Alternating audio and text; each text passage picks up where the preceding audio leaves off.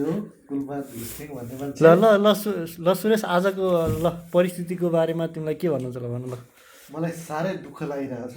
अँ, यो नयाँ भनौँदाहरू अँ, एक हुन सकेनन् अँ, होइन। हामीले यत्रो विश्वास गरेर यत्रो आन्दोलन गरेर अँ, यिनीहरूलाई एक बनायौँ।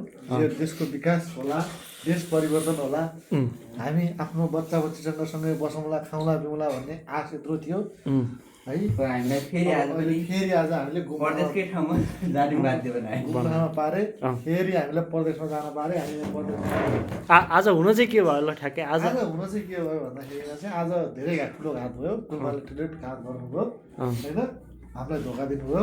अँ, हामीले कत्रो आश गरेका थियौँ हामी सँगै बसेर गएर देश बनाउने भनेर होइन। अनि बार्गेनिङमै जे जति नै पदै चाहिने भयो उनलाई, हक्दा पनि पद, मुद्दा पनि पद, जता गर्ने पद, पदकै कारणले गर्दा अब सबै कुरा भनेपछि उहाँ र पुराना नेताहरूमा त केही फरक देखिएन नि त। यसको बारेमा के भन्नु? केही छैन। प्रचण्ड झोल्यो भन्ने कुराहरू बुझिसक्यौँ अँ, होइन। ठिकै छ त्यो प्रचण्ड पछि गएर बस्दा हुन्छ। हामी त्यस्तो भएर छैन। ल ठिक छ ल।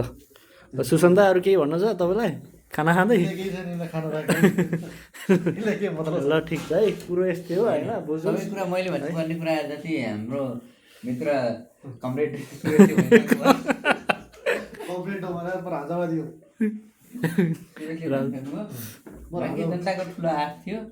त्यो आश अब उदाउँदै गरेका नयाँ शक्ति केन्द्रहरूले एकैतामा बाँध्लान् भन्ने लागेको थियो। अन्ततगता अब पनि नयाँ शक्तिहरू पनि सँगै मिल्न नसकेको रहेछन्।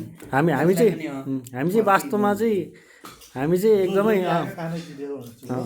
हामी चाहिँ निष्पक्ष, हामी चाहिँ अब समर्थक भएको कारणले गर्दाखेरि अहिले दुई पक्षमा चाहिँ सबभन्दा अलि खराब देखिएको चाहिँ को भन्दाखेरि कुलमानको कारणले अहिले सम्झौता त्यो देखियो है, कुरो चाहिँ हो है।